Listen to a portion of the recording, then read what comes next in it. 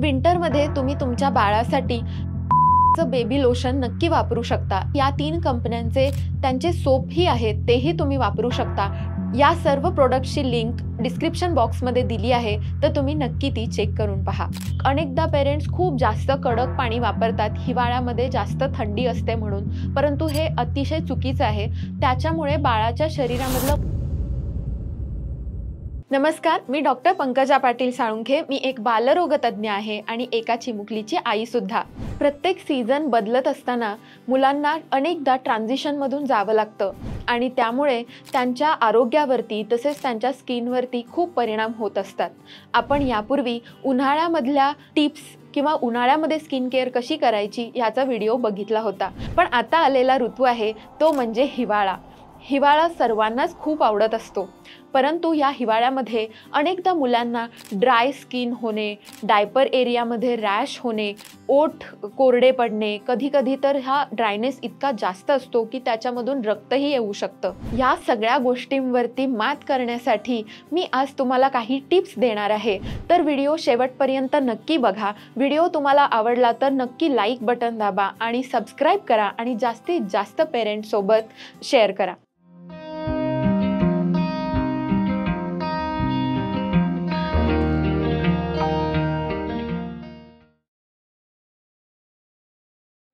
पहिली गोष्ट आहे ती म्हणजे हिवाळ्यामध्ये मुलांचा मसाज करणे। हिवाळ्यामध्ये अनेकदा आपलं सर्क्युलेशन जास्त योग्य प्रकारे नसतं, त्यामुळे मसाजमुळे जे आपलं रक्ताभिसरण किंवा बॉडीमध्ये ब्लडचं सर्क्युलेशन असतं ते चांगल्या प्रकारे होऊ शकतं। त्यामुळे मसाज अजिबात अवॉइड करू नका, परंतु ह्या मसाज करत असताना त्याचे अधिकाधिक चांगले इफेक्ट मिळण्यासाठी तुम्ही काही गोष्टी फॉलो करू शकता, जसं की तुम्ही मोहरीचं किंवा बदामाचं किंवा कोकोनट ऑइल हे वापरू शकता। याशिवाय अनेकदा मी पाहिलं आहे की अगदी आपल्या आजी आजोबांच्या काळापासून सुद्धा मोहरीच्या तेलामध्ये लसूण तळून आपण ते तेल बाळांसाठी वापरू शकतो। परंतु मसाज करताना काही दक्षता तुम्हाला घ्यायला लागेल, कारण हिवाळ्याच्या दिवसामध्ये सकाळच्या वेळी फार जास्त थंडी असते, त्यामुळे मसाज हा शक्यतो अर्ली मॉर्निंग टाळा, तो शक्यतो लेट मॉर्निंग टाईममध्ये करायला हवा। याशिवाय तुम्ही सनलाईटमध्ये माइल्ड सनलाईट जिथे येते तिथे तुम्ही बाळांचा मसाज करू शकता। याशिवाय अनेक पेरेंट्स बाथरूममध्ये स्टीम तयार करतात, त्याच्यामुळे बाथरूममधलं टेम्परेचर मेंटेन करतात आणि तिथेच बाळाला मसाज देतात, असंही तुम्ही करू शकता।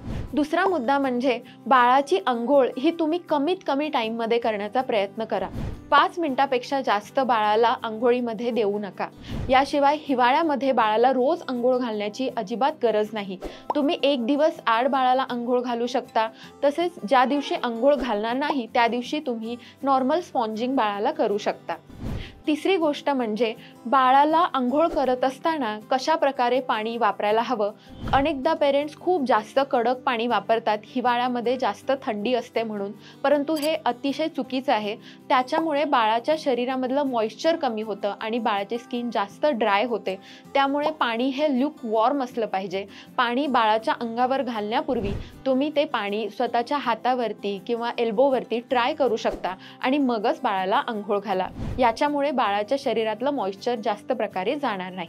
चौथी टीप म्हणजे अंघोळ झाल्यानंतर बाळाचं अंग पुसत असताना त्यासाठी आपण आपले कॉटनचे कपडे वापरायला हवेत आणि बाळाला पूर्णतः कोरडं करण्याची अजिबात गरज नाहीये। बाळाला डॅब करू शकतो आपण, त्यांची स्किन थोडीशी डॅम्प असलेलीच चांगली, कारण याच्यानंतर आपण त्याच्यावरती मॉइश्चरायझरचा वापर करायचा आहे। ओल्या स्किनवरती मॉइश्चरायझरचा वापर करण्याचे अनेक फायदे होतात, कारण त्याच्यामुळे बाळांच्या शरीरामध्ये मॉइश्चर लॉक होतं। त्यामुळे ही टीप नक्की फॉलो करा। 5वी टीप आहे ती म्हणजे जेव्हा तुम्ही बाळाला ऑल्टरनेट डे अंघोळ घालत असता तेव्हा कोणत्याही प्रकारचा सोप अजिबात वापरायचा नाहीये। जर तुम्हाला सोप वापरायचाच असेल तर तुम्ही ज्या सोपमध्ये ग्लिसरीन किंवा शिया बटर ह्यासारख्या गोष्टी आहेत तोच सोप वापरा। याशिवाय तुम्ही पेअरचा जेल वॉश बाळांसाठी वापरू शकता। बाळांसाठी उटणे किंवा स्क्रबचा वापर विंटर सीझनमध्ये अगदी टाळा। विंटरमध्ये तुम्ही तुमच्या बाळासाठी ॲटोग्लाचं बेबी लोशन नक्की वापरू शकता। याच्याशिवाय सिबामेडचं बेबी लोशन ही चांगलं आहे। याशिवाय सिटाफिल कंपनीचं बेबी लोशन चांगलं आहे। याशिवाय या 3 कंपन्यांचे त्यांचे सोपही आहेत, तेही तुम्ही वापरू शकता. टेडी बार नावाचा सोप तुम्ही तुमच्या बाळासाठी नक्की वापरू शकता. याच्यामध्ये असणारे शिया बटर, ग्लिसरीन किंवा आमंड ऑइलसारखे कंटेंट तुमच्या बाळाच्या सेन्सिटिव्ह किंवा डेलिकेट स्किनसाठी खूप जास्त चांगले आहेत आणि ते जास्तीत जास्त मॉइश्चर तुमच्या बाळाच्या स्किनला देण्याचा प्रयत्न करतात. या सर्व प्रोडक्ट्सची लिंक डिस्क्रिप्शन बॉक्समध्ये दिली आहे, तर तुम्ही नक्की ती चेक करून पहा. या व्हिडिओमध्ये आपण हिवाळ्यामध्ये मुलांच्या स्किनची काळजी कशा प्रकारे घ्यायची याच्या 5 टिप बघितल्या आहेत. पुढच्या अजून 5 महत्त्वाच्या आणि उपयोगी टिप बघण्यासाठी नेक्स्ट व्हिडिओ नक्की बघा. व्हिडिओ तुम्हाला आवडला असेल तर व्हिडिओ खाली कमेंटही करा किंवा जर तुम्हाला काही कोणत्या वेगळ्या विषयांवरती व्हिडिओज हवे असतील तर ते मला कमेंटमध्ये सांगा. तुमचे कमेंट्सच मला मोटिवेट करतात आणि अजून व्हिडिओज करायला मदत करतात. धन्यवाद.